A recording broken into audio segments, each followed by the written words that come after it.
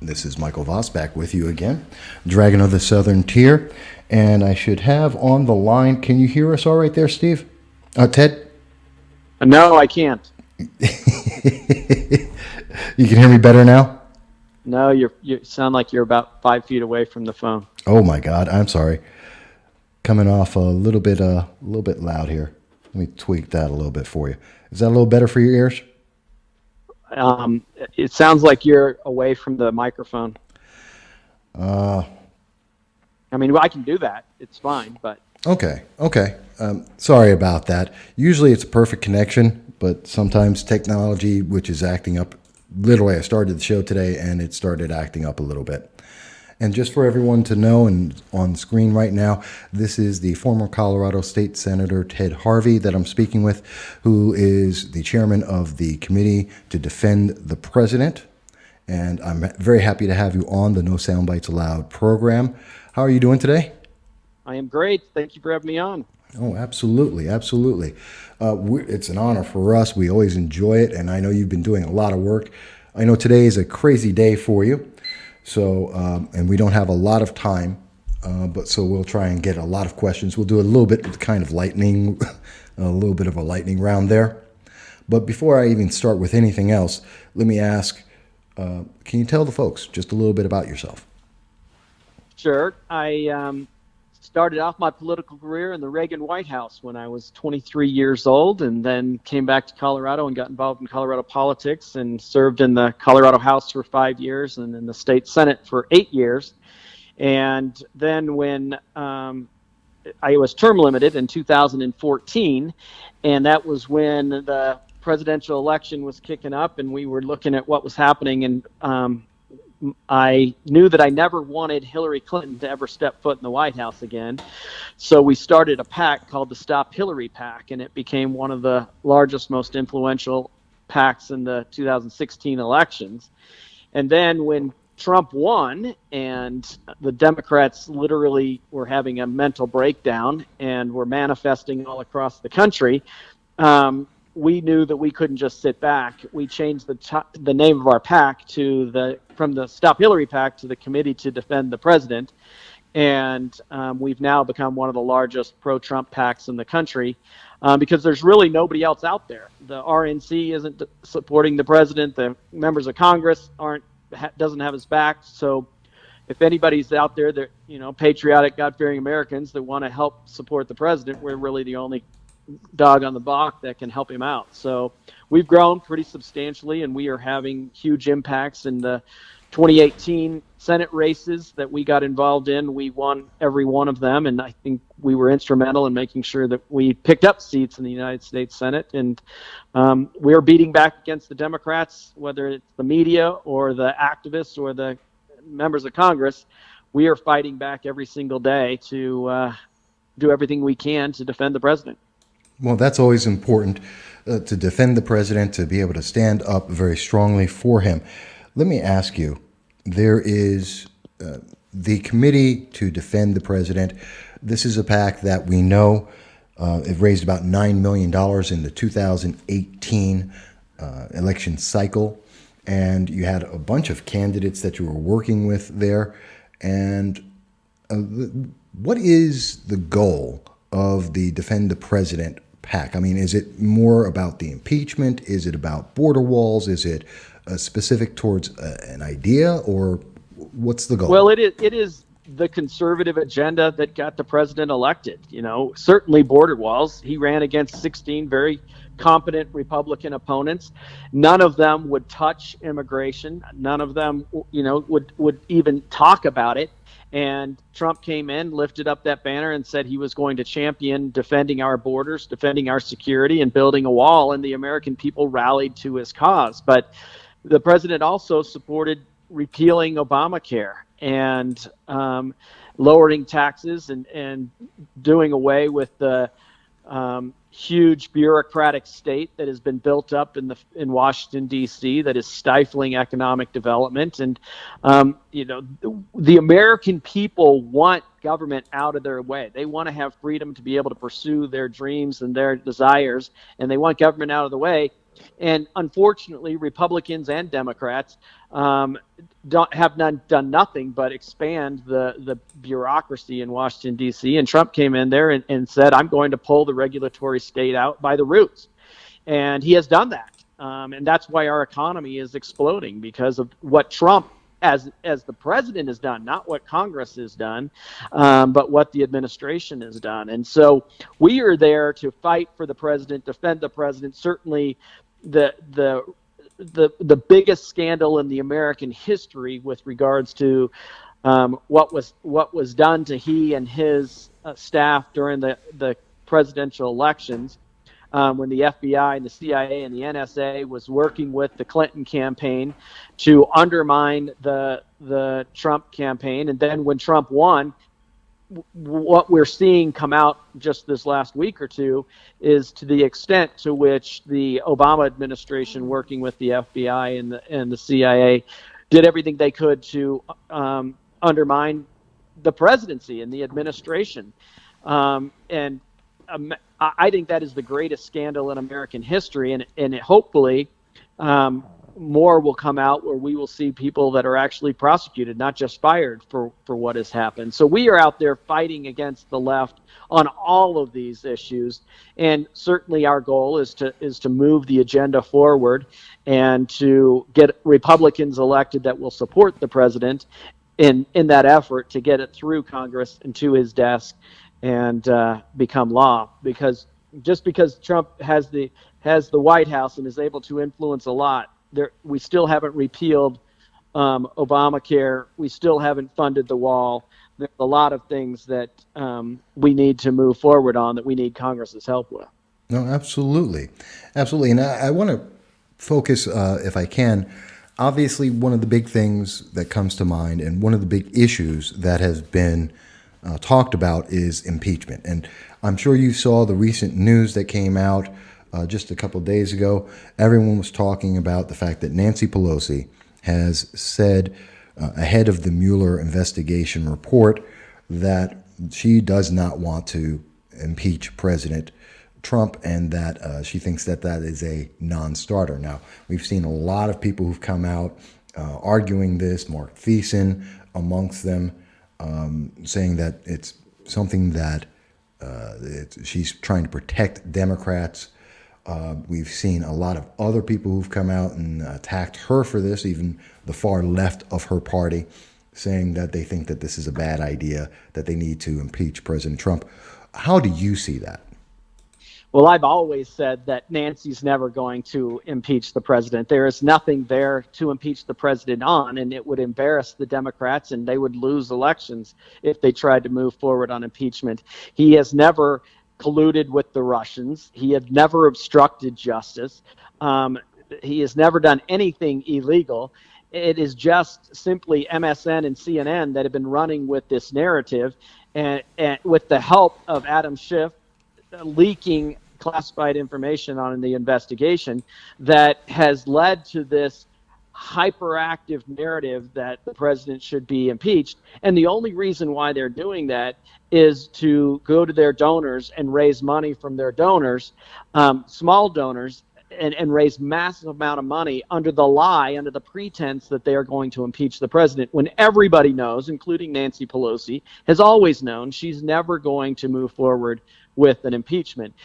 But you have a bunch of leftist radicals that got elected in this last election cycle on the Democrat side, that they promised their constituents that vote for me and I will impeach him. And so Nancy is holding on to her speakership by her fingernails, but she knows that if she moves forward with an impeachment, that she will lose her speakership, because the American people will not stand up for a duly elected president who's done nothing wrong to be put through the grinder of an impeachment. She knows fully well that it's a great fundraising narrative, but it is not reality, and she will never move forward with it. Okay. Let me ask you this. I know that there's been a lot of things a lot of fronts that you've been working on with the Committee to Defend the President. And I know you had $9 million in 2018. We've already seen Beto O'Rourke. We've seen Bernie Sanders come out. They've both raised about $6 million in their first 24 hours. What do you see the funding looking like? And is it mostly corporate? Is it the small donors, mom and pops across the nation? What kind of support's out there? For our PAC, Yes, in our 2019. PAC is millions of Americans across the country that are God-fearing patriots that are contributing $40 on average to our PAC. So think about that. If we raise $9 million at $40 a person on average, that is a ton of people across this country that are passionate about making sure that Donald Trump remains president of the United States and moves forward with his agenda. We aren't getting the big, huge corporate contributions. And this election cycle will be more important than anything we saw in 2016 or 2018. And I think we will see our funding double, if not triple, at the Committee to Defend the President, because this is an election cycle where we know what is at stake. We have the most abusive scandal in American history that will be swept under the rug if we're not able to continue with this investigation with the new Attorney General, with the Inspector General. But also, you will not have a border wall that is funded. You will not have an economy that's going to continue to boom. The American people are rallying to President Trump's side. If you look at the polling numbers that came out this week, maybe just today, with regards to the amount of support that the president has among Republicans, it's over 90%.